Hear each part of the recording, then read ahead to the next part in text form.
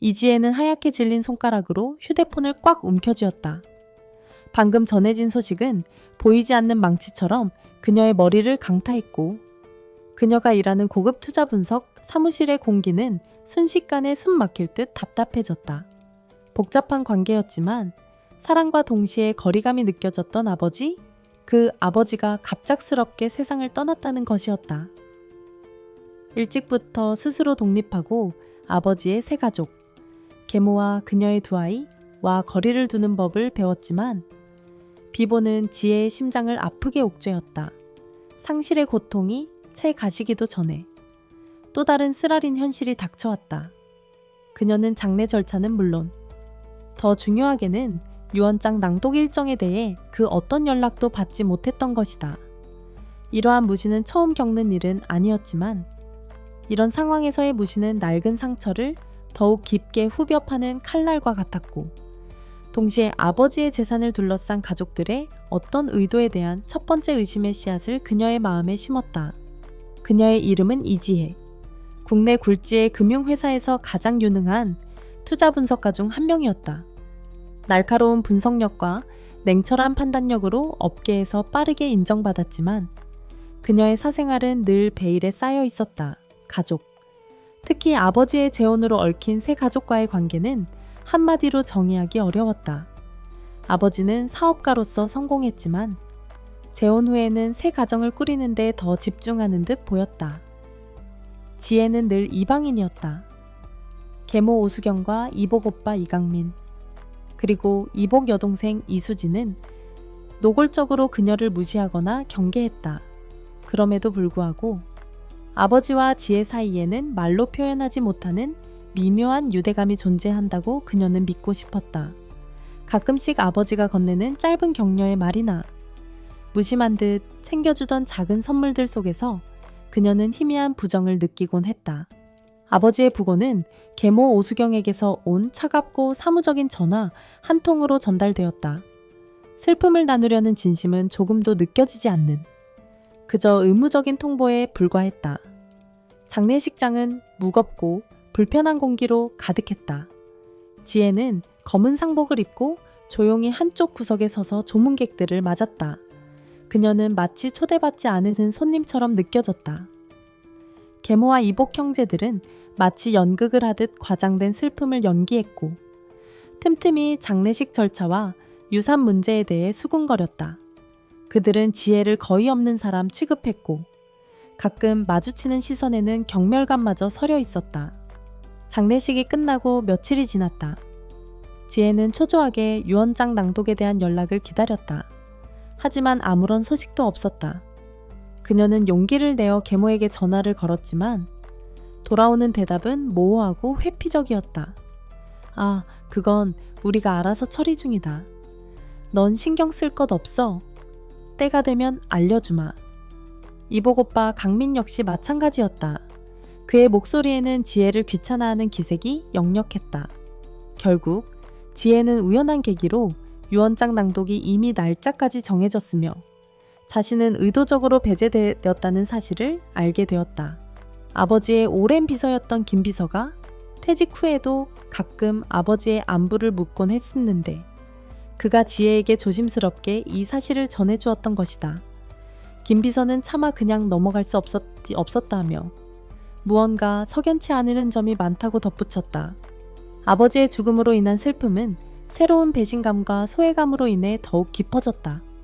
이것은 그녀의 가족에게서 처음 겪는 냉대는 아니었지만 아버지의 죽음이라는 엄중한 상황 앞에서 벌어진 일이라 더욱 잔인하게 느껴졌다. 잊고 싶었던 과거의 상처들이 다시금 그녀의 마음을 헤집었다. 의도적인 배제. 그 사실은 지혜의 마음에 강한 의욕을 불러일으켰다. 도대체 왜 가족들은 유언장 낭독 사실을 자신에게 숨기려 하는 것일까? 무언가를 숨기거나 독차지하려는 속셈이 아니라면 설명되지 않는 행동이었다. 그녀는 아버지의 진심과 유언장의 내용에 대해 깊은 의문을 품기 시작했다. 아버지가 마지막 순간에 누군가에게 조종당한 것은 아닐까? 아니면 가족들이 무언가 부정한 방법으로 유산을 처리하려는 것일까?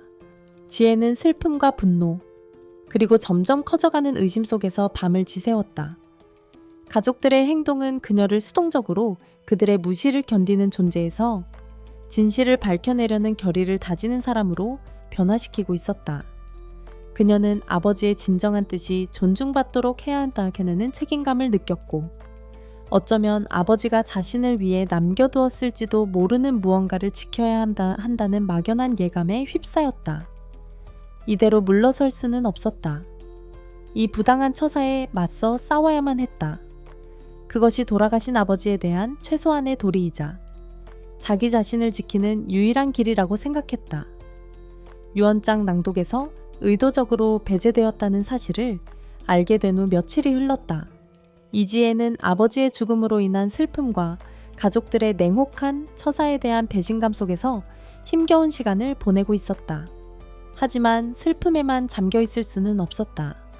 그녀는 아버지와의 관계를 되짚어보며 그 안에 숨겨진 진실의 조각들을 맞추기 시작했다. 지혜의 아버지. 이동욱 회장은 전통적이고 감정 표현에 서툰 사람이었다. 재혼 후 새 가정을 이루면서 그는 더욱 과묵해졌고, 때로는 계모 오수경과 이복 형제들의 눈치를 살피는 것처럼 보이기도 했다. 지혜는 그런 아버지에게 서운함을 느낄 때도 많았지만, 한편으로는 아버지의 침묵 속에 숨겨진 깊은 고뇌와 복잡한 심경을 어렴풋이 이해하기도 했다. 아버지는 공개적으로는 새 가족을 더 챙기는 듯 보였지만, 아주 가끔, 아주 사적인 순간에 지혜에게만 보여주는 미묘한 애정 표현들이 있었다. 어린 시절 지혜가 학업에서 뛰어난 성적을 거두었을 때 아버지는 무심한 척하면서도 그녀의 머리를 쓰다듬으며 잘했다고 짧게 칭찬해주곤 했다. 그 한마디는 다른 어떤 화려한 선물보다 지혜에게 큰 힘이 되었다. 명절에 온 가족이 모였을 때, 모두가 지혜를 없는 사람 취급할 때도 아버지만은 가끔씩 그녀에게 말을 걸어주거나 그녀가 좋아하는 음식을 슬쩍 밀어주곤 했다. 그런 사소한 행동들 속에서 지혜는 아버지가 자신을 완전히 잊지는 않았다는 위안을 받았다. 몇 년 전, 지혜가 다니던 금융회사가 업계에서 주목받는 성과를 냈을 때 아버지는 밤늦게 그녀에게 전화를 걸어왔다. 평소 용건 없이 전화하는 법이 없던 아버지였다. 지혜야, 뉴스 봤다. 네가 한 일이라며 장하다. 그 말뿐이었지만 그 안에는 분명 자랑스러움과 뿌듯함이 담겨 있었다. 그날 지혜는 아버지 역시 자신을 주목하고 있으며 자신의 성공을 은근히 바라고 있었다는 것을 깨달았다. 최근 몇 년간 아버지의 행동에는 더욱 이해하기 어려운 구석들이 있었다. 건강이 악화되기 시작하면서부터였을까. 아버지는 가끔씩 지혜를 따로 불러내어 알쏭달쏭한 말들을 하곤 했다. 세상 일이라는 게 겉으로 보이는 게 다가 아니다. 내 앞가림은 네가 알아서 잘해야 한다. 내가 없더라도 너무 상심하지 마라. 그때마다 지혜는 그저 연로하신 아버지의 노파심이려니 혹은 사업상의 어려움 때문에 하시는 말씀이려니 하고 넘겼었다. 하지만 지금 와서 생각해보니 그 말들은 마치 무언가를 암시하는 듯한 복선처럼 느껴졌다. 특히 1년 전쯤 아버지는 지혜에게 그녀의 미래 계획이나 재정 상태에 대해 유난히 자세하게 물어보셨다. 심지어 자신이 소유한 몇몇 부동산에 대한 그녀의 의견을 묻기도 했다. 그 부동산들은 대부분 개발 가능성이 낮거나 관리가 어려운 외곽 지역의 땅들이어서 지혜는 의아하게 생각하면서도 자신의 전문적인 견해를 솔직하게 말씀드렸다. 아버지는 별다른 말씀 없이 고개만 끄덕이실 뿐이었다. 이런 기억들을 떠올릴수록 지혜의 마음속 의욕은 점점 더 커져갔다. 계모와 이복 형제들이 그토록 서둘러 그것도 자신을 배제한 채 유언장을 낭독하려는 데에는 분명 무언가 떳떳하지 못한 이유가 있을 것이었다. 아버지의 성격을 생각해보면 그가 쉽게 누군가에게 휘둘리거나 중요한 결정을 가볍게 내릴 뿐은 아니었다.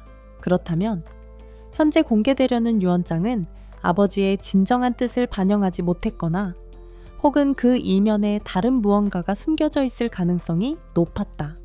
지혜는 더 이상 방관할 수 없다고 결심했다. 아버지의 진정한 뜻을 밝혀내는 것은 딸로서의 마지막 도리이자 스스로의 권리를 지키기 위한 싸움의 시작이었다. 그녀의 뛰어난 분석 능력은 이제 가족들의 숨겨진 의도를 파헤치는 데 사용될 것이었다. 그녀는 가장 먼저 아버지가 자신에게 개인적으로 남겼을지도 모르는 물건들을 찾아보기로 했다. 계모 오수경이 장악하고 있는 본가를 뒤지는 것은 불가능했기에 그녀는 아버지가 생전에 사용했던 회사 사무실의 개인 서랍이나 혹은 과거 자신에게 무심코 건넸던 낡은 물건들부터 살펴보기 시작했다. 오래된 책들, 낡은 만년필, 빛바랜 사진들, 아버지가 남긴 유품들은 대부분 평범하고 소박한 것들이었다. 하지만 지혜는 포기하지 않았다. 아버지와의 추억이 담긴 물건들을 하나하나 정리하면서 그녀는 아버지의 숨결을 느끼고 그의 마음을 이해하려 애썼다. 그러던 중 지혜는 아버지 서재 한쪽 구석에 놓여있던 낡은 서류 가방 하나를 발견했다. 아버지가 젊은 시절부터 사용했던 것으로 보이는 손때 묻은 가죽 가방이었다. 지혜는 조심스럽게 가방을 열었다. 안에는 낡은 서류 몇 뭉치와 함께 작은 열쇠 하나가 들어있는 낡은 나무 상자가 있었다. 지혜의 심장이 세차게 뛰기 시작했다. 이 작은 상자 안에 어쩌면 모든 비밀을 풀 수 있는 열쇠가 들어있을지도 모른다는 강한 예감이 들었다. 이지혜는 아버지의 낡은 서류 가방에서 발견한 작은 나무 상자를 작업실 책상 위에 올려놓았다. 상자는 오래된 나무 특유의 묵직함과 함께 그 안에 담겨 있을지 모를 비밀의 무게를 고스란히 전달하는 듯했다. 함께 발견된 작은 열쇠는 앤티크한 디자인이었고 떨리는 손으로 열쇠 구멍에 맞춰 돌리자 찰칵 하는 소리와 함께 상자가 부드럽게 열렸다. 지혜는 마른 침을 삼키며 조심스럽게 상자 뚜껑을 들어 올렸다. 상자 안에는 빛바랜 편지 몇 통과 아버지의 젊은 시절 사진 몇 장, 그리고 낡은 만년필 같은 소소한 물건들이 들어있었다. 언뜻 보기에는 그저 평범한 추억 상자 같았다. 하지만 지혜는 직감적으로 이 안에 무언가 중요한 것이 숨겨져 있음을 느꼈다. 그녀는 편지 뭉치 아래 깔려있던 두툼한 서류 봉투 하나를 발견했다. 봉투는 누렇게 변색되어 있었지만 봉인 부분은 비교적 깨끗했다. 마치 누군가가 오랫동안 소중하게 보관해 왔다는 듯한 느낌이었다. 지혜의 심장이 더욱 세차게 뛰기 시작했다. 그녀는 조심스럽게 봉투를 열었다. 안에는 여러 장의 공식 문서로 보이는 서류들이 들어있었다. 등기 권리증, 선명하게 찍힌 붉은색 직인과 함께 여러 필지의 토지와 건물에 대한 소유권을 증명하는 서류들이었다. 지혜는 자신의 눈을 의심했다. 명의자 란에는 놀랍게도 이지혜라는 자신의 이름이 선명하게 적혀 있었다. 몇몇 서류는 이미 수년 전에 소유권 이전이 완료된 상태였고 또 다른 몇몇은 아버지가 그녀를 수익자로 지정한 신탁 계약서와 관련된 것들이었다. 그녀는 투자 분석가로서의 모든 전문 지식을 동원하여 서류들을 꼼꼼하게 검토하기 시작했다. 대부분의 부동산은 그녀가 어렴풋이 아버지 소유라고 알고 있었지만 이렇게 자신도 모르는 사이에 자신의 명의로 되어 있으리라고는 상상도 하지 못했던 것들이었다. 특히 그 중에는 서울 근교의 개발 예정지에 위치한 넓은 토지와 도심의 수익성 좋은 상가 건물도 포함되어 있었다. 아버지가 과거에 그녀에게 뜬금없이 의견을 물었던 바로 그 부동산들이었다. 서류들 사이에는 아버지가 직접 작성한 것으로 보이는 작은 메모지도 끼워져 있었다. 떨리는 손으로 메모지를 펼치자 아버지의 익숙한 필체가 눈에 들어왔다. 사랑하는 딸 지혜에게 이 서류들은 네가 세상의 어떤 풍패도 흔들리지 않고 꿋꿋하게 살아갈 수 있도록 아비가 마련한 작은 버팀목이다. 내가 없더라도 이 서류들이 너를 지켜줄 것이라 믿는다. 항상 너를 믿고 사랑한다. 너의 아버지가. 메모지를 읽어내려가는 지혜의 눈에서 뜨거운 눈물이 쏟아져 내렸다. 그동안 아버지의 무관심과 세 가족의 냉대 속에서 홀로 외롭게 싸워왔다고 생각했는데 아버지는 언제나 보이지 않는 곳에서 자신을 지켜보고 있었고 자신만의 방식으로 사랑을 표현하고 있었던 것이다. 아버지가 남긴 이 서류들은 단순한 재산 이상의 의미를 지니고 있었다. 그것은 아버지의 깊은 사랑과 신뢰의 증표였으며 세상의 모든 편견과 불의에 맞서 싸울 수 있는 강력한 무기였다. 이제 모든 것이 명확해졌다. 계모와 이복 형제들이 그토록 자신을 유언장 낭독에서 배제하려 했던 이유. 그들은 아마도 아버지의 재산 중 일부가 이미 지혜의 명의로 되어 있거나 혹은 지혜에게 유리한 방식으로 처리되어 있다는 사실을 어렴풋이 눈치챘을 것이다. 그래서 지혜가 진실을 알기 전에 서둘러 유언장을 통해 모든 것을 자신들에게 유리하게 만들려 했던 것이다. 지혜는 밀려오는 감정을 추스르고 즉시 행동에 나섰다. 그녀는 업계에서 가장 유능하다고 알려진 상속 및 부동산 전문 변호사 김민준을 찾아갔다. 김 변호사는 지혜가 내민 서류들과 아버지의 메모를 꼼꼼히 검토한 후 놀라움을 감추지 못했다. 이것은 정말 대단한 준비성이십니다. 이지혜 씨의 아버님께서. 김 변호사는 감탄하며 말했다. 모든 서류는 법적으로 완벽하며 이지혜 씨의 소유권을 명확하게 입증하고 있습니다. 특히 신탁 계약의 경우 아버님의 의도가 매우 분명하게 드러나 있어 다른 가족들이 이의를 제기하기는 사실상 불가능할 겁니다.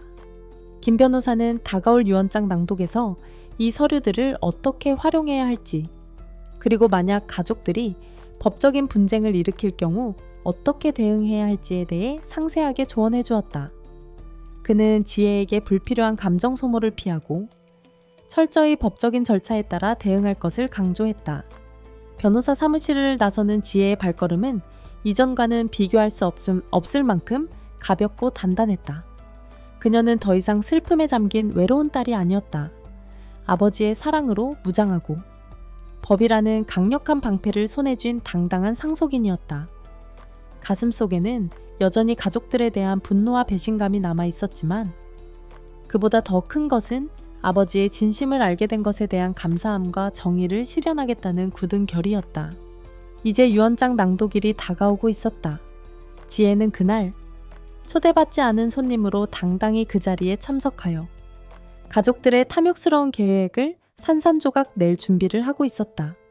아버지의 진짜 유언은 그 낡은 나무 상자 속에 숨겨져 있던 이 서류들이었음을 세상에 알릴 시간이었다. 아버지의 진짜 유지를 담은 서류들을 손에 쥔 이지혜는 변호사 김민준과 함께 치밀하게 다음 단계를 준비했다. 유언장 낭독일이 코앞으로 다가오고 있었다. 공식적으로 초대받지 못했지만 지혜는 아버지의 오랜 비서였던 김 비서와 김민준 변호사의 도움을 통해 유언장 낭독이 진행될 시간과 장소를 정확히 파악하고 있었다. 그것은 바로 아버지와 세 가족이 함께 살던, 그리고 이제는 계모 오수경이 주인 행세를 하고 있는 본가의 넓은 거실이었다. 김민준 변호사는 유언장 낭독 당일 제시할 법적 근거들을 철저히 검토하고 지혜가 소유한 부동산 등기 권리증의 법적 효력을 다시 한번 확인했다. 동시에 그는 계모 측에서 내세울 유언장의 내용과 그들의 계획에 대한 정보를 은밀하게 수집하기 시작했다. 김 비서가 결정적인 도움을 주었다. 그는 비록 퇴직했지만 여전히 회사 내부에 연줄이 있었고 이동욱 회장의 마지막을 지켜본 몇 안 되는 사람 중 하나였다. 김 비서는 오수경과 그 자녀들이 최근 들어 부쩍 법무팀과 자주 접촉했으며 특정 유언장을 근거로 재산 분할 계획을 세우고 있다는 정보를 조심스럽게 지혜에게 전달했다. 김 비서가 전해준 정보와 김민준 변호사가 여러 경로를 통해 확인한 내용을 종합해본 결과 계모 측에서 공개하려는 유언장의 내용은 지혜의 예상과 의아가 크게 다르지 않았다. 아버지 명의로 되어 있는 본가와 몇몇 상가, 그리고 회사 지분 등 눈에 보이는 대부분의 재산은 계모 오수경과 이복 오빠 이강민, 이복 여동생 이수진에게 거의 전부 돌아가도록 되어 있었다. 지혜에게는 생색내기용으로 아주 적은 액수의 현금이나 혹은 아예 언급조차 되지 않을 가능성이 높았다. 그 유언장은 아마도 아버지가 병환으로 판단력이 흐려졌을 때 작성되었거나 혹은 그들이 의도적으로 아버지를 압박하여 받아낸 것일 터였다.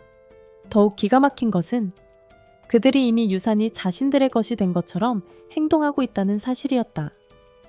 이강민은 자신이 곧 회사의 주요 주주가 될 것이라며 주변에 떠벌리고 다녔고 아버지의 사무실을 자신이 사용할 것이라며 김칫국부터 마시고 있었다. 이수지는 유산을 받으면 유럽으로 쇼핑 여행을 떠나겠다며 친구들에게 자랑을 늘어놓았고 SNS에는 마치 상속녀라도 된 듯한 허영심 가득한 사진들을 올리기 시작했다. 계모 오수경은 친척들에게 전화를 걸어 마치 자신이 엄청난 자선 사업이라도 하는 것처럼 굴며 유산 중 일부를 떼어주겠다는 식으로 선심을 쓰는 척했다. 그들의 대화와 행동 하나하나에는 지혜에 대한 철저한 무시와 함께 인간적인 슬픔이나 고인에 대한 존중이라고는 찾아볼 수 없는 탐욕과 오만함만이 가득했다. 그들은 너무나도 섣부른 축배를 들고 있었다.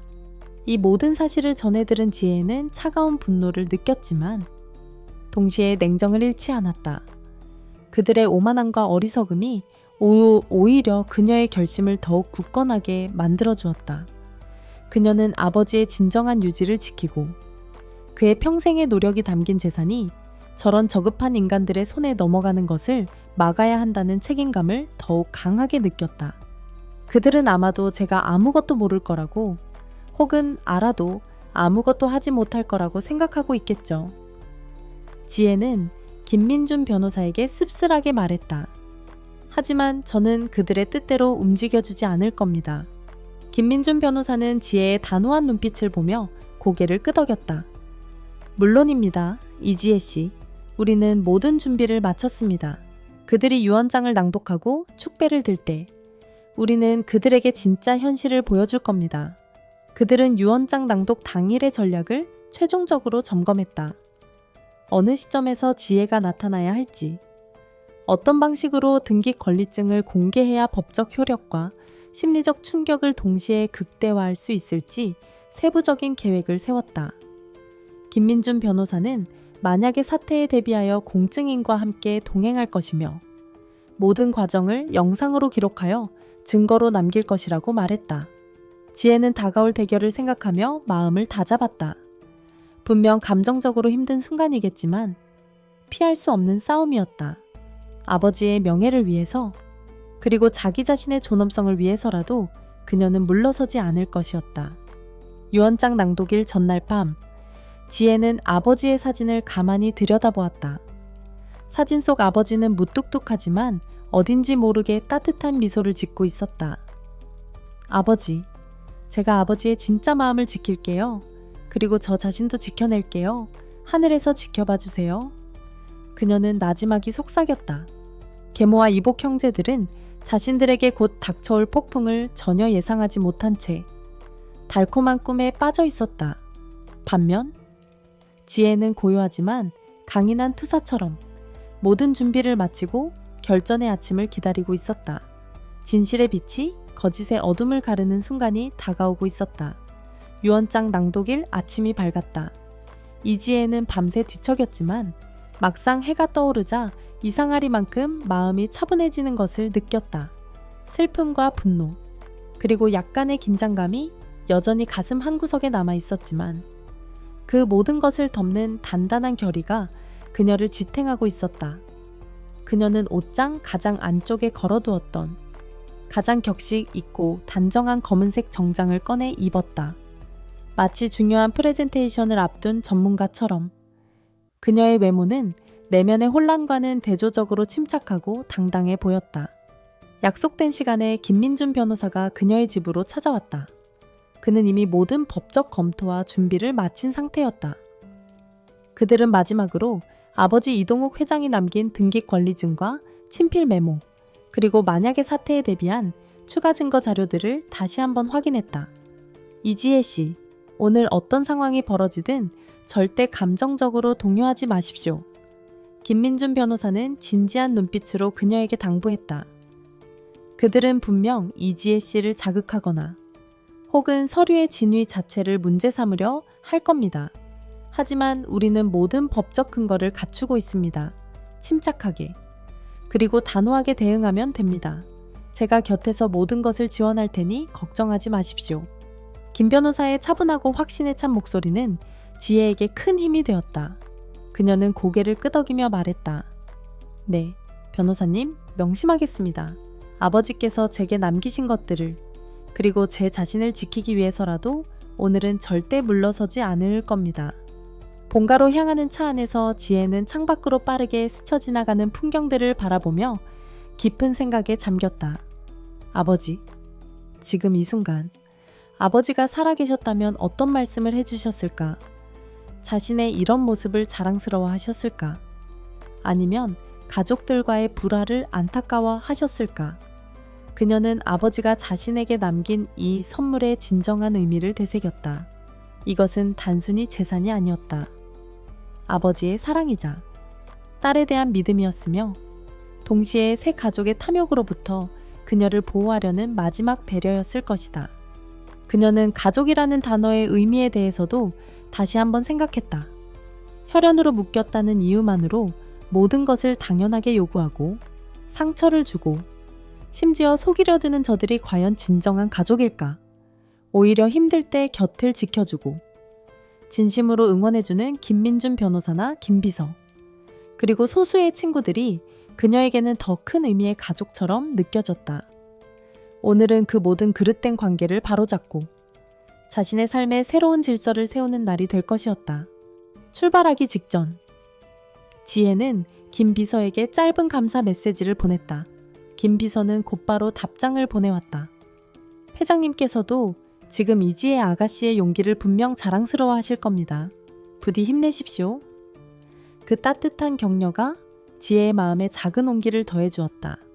마침내 차가 아버지의 본가 앞에 멈춰섰다. 한때는 그녀에게도 따뜻한 추억이 서려있던 곳이었지만 이제는 마치 적진의 한가운데로 들어가는 듯한 긴장감이 온몸을 감쌌다. 지혜는 심호흡을 한번 하고 김민준 변호사와 함께 차에서 내렸다. 김 변호사가 약속한 대로 공증인도 그들과 동행하여 모든 과정을 기록할 준비를 하고 있었다. 초인종을 누르자 잠시 후 문을 연 것은 이복 오빠 이강민이었다. 그는 지혜와 그 옆에 선 변호사, 그리고 공증인을 보자마자 얼굴이 굳어졌다. 그의 눈빛에는 당혹감과 불쾌감이 역력했다. 내가 여긴 어쩐 일이냐, 오늘 너한테는 연락 안 했을 텐데.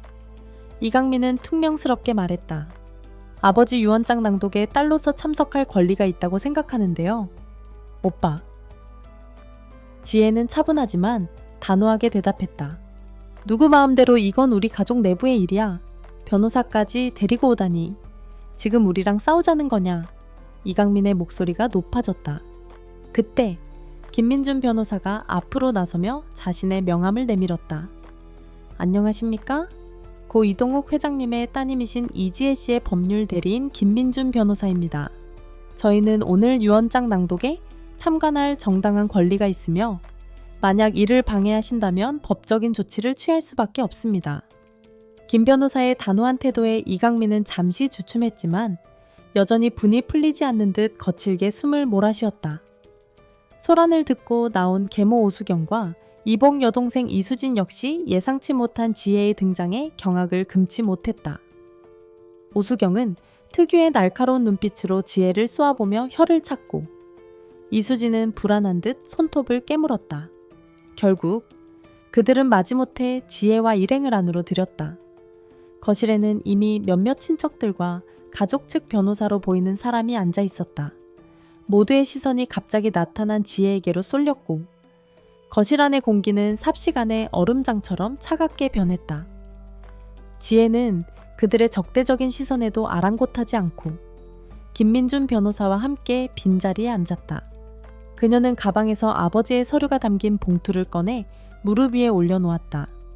그것은 마치 전투를 앞둔 장수의 칼집처럼 묵직하고 단단하게 느껴졌다. 잠시 어색한 침묵이 흘렀다. 계모 측 변호사가 헛기침을 하며 유언장 낭독을 시작하려 하자 모든 이의 신경이 곤두섰다. 지혜는 차분한 표정을 유지했지만 심장은 세차게 뛰고 있었다. 이제 곧 폭풍의 서막이 오를 것이었다. 계모 측 변호사인 최 변호사가 마침내 두꺼운 서류 봉투에서 유언장을 꺼내 들었다. 거실 안의 모든 시선이 그의 손으로 집중되었고 무거운 침묵 속에서 그의 낮은 목소리가 울려 퍼지기 시작했다. 이지혜는 겉으로는 평온한 표정을 유지하려 애썼지만 빠르게 뛰는 심장 소리가 귀에 들리는 듯했다. 계모 오수경과 이복 오빠 이강민, 이복 여동생 이수진은 애써 엄숙한 표정을 지으려 했지만 그들의 눈빛 속에 감춰진 흥분과 탐욕은 지혜의 눈에 선명하게 보였다. 최 변호사가 읽어 내려가는 유언장의 내용은 지혜가 예상했던 것과 정확히 일치했다. 아버지 이동욱 회장 명의의 본가 건물과 토지는 아내인 오수경에게 상속되었다. 회사 지분의 대부분은 장남인 이강민과 오수경에게 분배되었고 이수진에게는 상당한 액수의 현금과 몇몇 상가 건물이 돌아갔다. 그리고 마지막으로 이지혜, 그녀의 이름은 유언장의 가장 마지막 부분에 아주 짧게 언급되었다. 나의 딸 이지혜에게는 그녀가 이미 독립하여 자신의 삶을 잘 꾸려나가고 있음을 알기에 내가 평소 아끼던 서재의 책들과 약간의 현금 5천만 원을 남긴다. 5천만 원, 아버지가 평생을 일궈온 막대한 재산에 비하면 그야말로 푼돈에 불과한 액수였다. 그것은 상속이라기보다는 모욕에 가까웠다. 지혜는 입술을 깨물었다. 하지만 지금은 분노할 때가 아니었다. 유언장 낭독이 끝나자 오수경은 마치 기다렸다는 듯 손수건으로 눈가를 찍어내며 흐느끼는 신용을 했다. 하지만 그녀의 입계에는 숨길 수 없는 만족의 미소가 걸려 있었다. 이강민은 의기양양한 표정으로 헛기침을 하며 벌써부터 자신이 회사를 어떻게 이끌어갈지 구상하는 듯했고 이수진은 옆에 앉은 이강민에게 귓속말로 무언가를 속삭이며 키득거렸다. 몇몇 친척들은 안타깝다는 듯 혹은 축하한다는 듯 오수경과 그 자녀들에게 위로와 격려의 말을 건네기 시작했다. 그들만의 축제가 시작된 것이다. 바로 그때였다.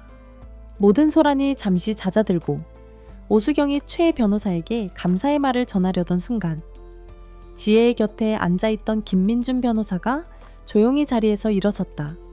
초혜 변호사님, 그리고 유가족 여러분, 잠시 주목해 주시겠습니까? 김민준 변호사의 차분하지만 단호한 목소리가 거실 안의 모든 시선을 집중시켰다. 방금 낭독된 유언장 외에 고 이동욱 회장님의 유산과 관련하여 매우 중요한 법적 사실관계를 추가로 말씀드려야 할 것 같습니다. 오수경과 이강민, 이수진의 얼굴에 당혹감과 불쾌감이 동시에 스쳐 지나갔다. 그들은 이 예상치 못한 상황에 어떻게 대처해야 할지 몰라 서로 눈치만 살폈다. 최 변호사 역시 미간을 찌푸리며 김민준 변호사를 바라보았다. 김민준 변호사는 지혜가 건넨 서류 봉투를 받아들고 그 안에서 등기 권리증 뭉치와 아버지의 친필 메모를 꺼내 들었다. 모든 과정은 공증인의 참관하에 진행되고 있었고 작은 캠코더가 이 모든 상황을 기록하고 있었다. 지금 제가 들고 있는 이 서류들은 모두 법적으로 공증된 부동산 등기 권리증 원본과 이동욱 회장님께서 생전에 자필로 작성하신 증여의사가 담긴 메모입니다. 김민준 변호사는 서류들을 천천히 들어보이며 말했다. 이 서류들에 따르면 방금 유언장에서 언급되었거나 혹은 언급되지 않았을 수도 있는 몇몇 주요 부동산들은 이미 수년 전 혹은 최근까지 고 이동욱 회장님께서 따님이신 이지혜 씨에게 합법적으로 증여하셨거나 이지혜 씨를 유일한 수익자로 하는 신탁 계약을 통해 그 소유권이 이전된 상태입니다. 그는 구체적인 부동산들의 주소와 종류를 하나씩 언급하기 시작했다. 예를 들어 강남구에 위치한 시가 100억 원 상당의 상업용 빌딩, 그리고 최근 신도시 개발 지구로 지정된 송도 지역의 광활한 토지 등이 이지혜 씨의 단독 소유로 되어 있습니다. 또한 이동욱 회장님께서 생전에 운영하시던 개인 투자 회사의 지분 상당수도 이미 법적인 절차를 거쳐 이지혜 씨에게 양도되었습니다. 김민준 변호사의 말이 이어질수록 오수경과 이강민, 이수진의 얼굴은 하얗게 질려갔다. 그들의 입가에 걸려있던 승리의 미소는 온데간데 없이 사라지고 그 자리에는 충격과 불신, 그리고 곧이어 터져나올 듯한 분노만이 가득했다. 오수경은 가슴을 부여잡고 숨을 헐떡였고 이강민은 벌떡 일어나 소리쳤다. 이게 다 무슨 말도 안 되는 소리야? 무슨 사기를 치려는 거야? 지금 이수진은 거의 울음을 터뜨릴 지경이었다. 말도 안 돼. 아빠가 우리한테 이러실 리가 없어. 저건 다 가짜야. 최 변호사 역시 당황한 기색이 역력했지만 애써 침착함을 유지하며 김민준 변호사에게 서류 확인을 요청했다. 김민준 변호사는 준비해온 사본을 건넸고 최 변호사는 떨리는 손으로 서류들을 검토하기 시작했다. 등기 권리증에 찍힌 관인과 이전 날짜, 그리고 아버지 이동욱 회장의 친필 서명이 담긴 메모는 너무나도 명백했다. 특히 메모에는 내 딸 지혜에게 이 못난 아비가 너에게 해준 것이 없어 늘 미안했다. 이것이 내가 너에게 줄 수 있는 마지막 선물이자 네가 세상의 어떤 어려움 앞에서도 당당하게 살아갈 수 있도록 하는 작은 울타리가 되어주기를 바란다. 부디 이 사실을 너무 늦지 않게 알게 되기를 이라고 적혀 있었다. 김민준 변호사는 차분하게 법적 효력을 설명했다. 보시다시피 이 부동산들은 이미 생전에 합법적인 절차를 거쳐 이 이지혜 씨에게 소유권이 이전되었거나 신탁된 재산입니다. 따라서 유언장의 내용과 상충되는 부분이 있다면 이 등기 권리증과 신탁 계약서의 효력이 우선합니다. 이것은 명백한 법적 사실입니다. 거실 안의 분위기는 삽시간에 역전되었다. 오수경과 그 자녀들의 탐욕스러운 계획은 산산조각 났고 그들은 망연자실한 표정으로 서로를 바라볼 뿐이었다. 한때 지혜를 무시하고 조롱했던 친척들 역시 어쩔 줄 몰라 하며 술렁거렸다. 이지혜는 이 모든 상황을 조용히 하지만 흔들림 없는 눈빛으로 지켜보고 있었다. 그녀의 마음속에는 통쾌함보다는 아버지에 대한 깊은 감사함과 함께 가족이라는 이름 아래 자행된 추악한 탐욕에 대한 씁쓸함이 교차했다. 하지만 그녀는 이 싸움에서 이겼다. 아니, 아버지가 그녀를 위해 마련해둔 진실이 승리한 것이었다. 분노와 절망에 휩싸인 이강민이 지혜에게 달려들 듯 소리쳤지만 김민준 변호사와 공증인이 그를 막아섰다. 오수경은 실신이라도 할 것처럼 바닥에 주저앉아 울부짖었다. 그들의 추악한 민낯이 만천해에 드러나는 순간이었다. 지혜는 더 이상 그들의 광기에 휘말릴 필요가 없었다. 그녀는 조용히 자리에서 일어나 김민준 변호사와 함께 그 아수라장을 빠져나왔다. 이제 남은 것은 법적인 절차에 따라 모든 것을 정리하는 일뿐이었다. 유언장 낭독 현장에서 이지혜가 제시한 부동산 등기 권리증과 아버지의 친필 메모는 그야말로 핵폭탄급 파장을 몰고 왔다. 계모 오수경과 이복 형제 이강민, 이수진은 처음에는 현실을 부정하며 지혜와 김민준 변호사에게 거세게 항의했지만 김 변호사가 차분하게 제시하는 법적 근거와 공증인의 증언 앞에서 그들의 목소리는 점차 힘을 잃어갔다. 그들이 선임한 최 변호사조차 이 명백한 증거들 앞에서는 더 이상 어떤 반박도 하기 어렵다는 것을 인정할 수밖에 없었다. 그들의 탐욕스러운 계획은 한순간에 물거품이 되었다. 아버지 이동욱 회장의 재산 중 가장 가치가 높은 핵심 부동산들은 이미 오래전부터 지혜의 소유였거나 그녀를 위한 신탁 재산이었음이 만천에 드러난 것이다.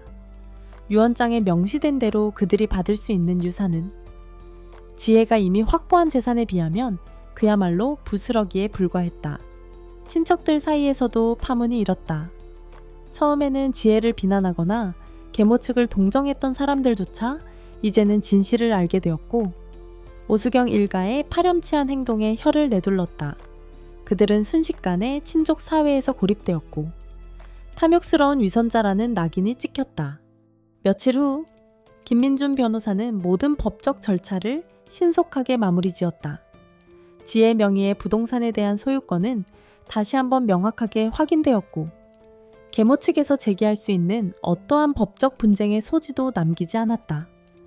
오수경과 그 자녀들은 마지막까지 지혜에게 연락하여 일부 재산이라도 나누어 달라며 애원하기도 하고 감정에 호소하며 동정심을 유발하려 했지만 지혜는 단호했다.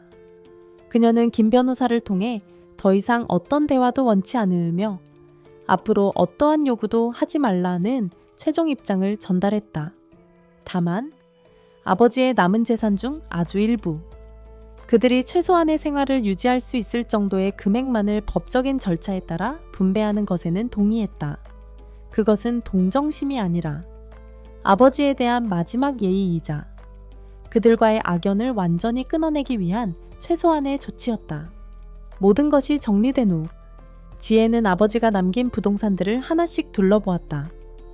강남의 번화가에 위치한 상가 건물, 신도시 개발 예정지의 넓은 토지, 그리고 아버지가 젊은 시절부터 간직해왔다는 작은 과수원까지. 각 장소에는 아버지와의 희미한 추억과 함께 자신을 향한 아버지의 깊은 사랑과 배려가 깃들어 있는 듯했다. 그녀는 투자 분석가로서의 전문성을 발휘하여 이 자산들을 어떻게 관리하고 활용할지 계획을 세우기 시작했다. 일부는 장기적인 안목으로 개발하고, 일부는 안정적인 수익을 창출하는 방식으로 운영하며, 또 일부는 아버지의 뜻을 기릴 수 있는 공익적인 목적으로 사용하는 방안도 고려했다. 계모와 이복 형제들과의 관계는 사실상 완전히 단절되었다. 그들이 저지른 배신과 탐욕은 너무나도 깊은 상처를 남겼고 더 이상 회복될 수 없는 지경에 이르렀다. 지혜는 때때로 어긋나버린 가족 관계에 대한 슬픔을 느끼기도 했지만 동시에 그들의 부정적인 영향력에서 벗어나 진정한 자신의 삶을 살 수 있게 되었다는 해방감을 느꼈다. 그녀는 아버지의 유품을 정리하다가 아버지가 생전에 후원했던 작은 장학재단에 대한 자료를 발견했다. 아버지는 드러내지 않고 조용히 어려운 환경의 학생들을 돕고 있었던 것이다. 지혜는 아버지의 뜻을 이어받아 자신이 상속받은 재산의 일부를 이 장학재단에 기부하기로 결정했다. 그것은 아버지를 추모하고 그의 따뜻했던 마음을 기리는 그녀만의 방식이었다. 그녀는 이제 아버지의 복잡했던 내면과 자신을 향한 서툰 사랑의 방식을 조금이나마 이해할 수 있을 것 같았다. 시간이 흘러 지혜는 더욱 강인하고 자신감 넘치는 여성으로 성장했다. 그녀는 여전히 유능한 투자 분석가로서 업계에서 성공적인 경력을 이어갔고 동시에 아버지가 남긴 자산들을 현명하게 관리하며 새로운 가치를 창출해냈다. 그녀의 곁에는 언제나 든든한 조력자인 김민준 변호사와 진정한 친구인 아버지의 옛 비서 김비서, 그리고 그녀를 진심으로 아끼는 소수의 좋은 사람들이 함께했다. 그들이 바로 지혜가 새롭게 만들어가는 선택된 가족이었다. 어느 맑은 가을날, 지혜는 아버지가 특히 아꼈던 송도의 넓은 토지 위에 서 있었다. 한때 황량했던 그곳에는 이제 그녀가 직접 투자하고 개발한 멋진 복합 문화나 공간이 들어설 준비를 하고 있었다. 그녀는 불어오는 바닷바람을 맞으며 저 멀리 수평선을 바라보았다. 마음속에는 평화와 함께 미래에 대한 희망이 가득 차올랐다. 부동산 등기 권리증. 그것은 단순한 종이 서류가 아니었다. 그것은 아버지의 사랑이었고 딸을 향한 믿음이었으며 세상의 불의에 맞서 싸울 수 있는 용기를 준 진실의 증표였다. 지혜는 그 모든 시련을 통해 진정한 독립을 이루었고 자신의 삶을 스스로 개척해 나가는 법을 배웠다. 그녀의 앞날은 이제 그 누구도 함부로 침범할 수 없는 그녀만의 견고하고 아름다운 성격이 될 것이었다. 진실은 때로 아프지만 결국 가장 강력한 힘을 지닙니다. 여러분의 삶에도 언제나 정의와 사랑이 함께 하시기를 기원합니다. 이 긴 이야기를 함께 해주셔서 진심으로 감사합니다.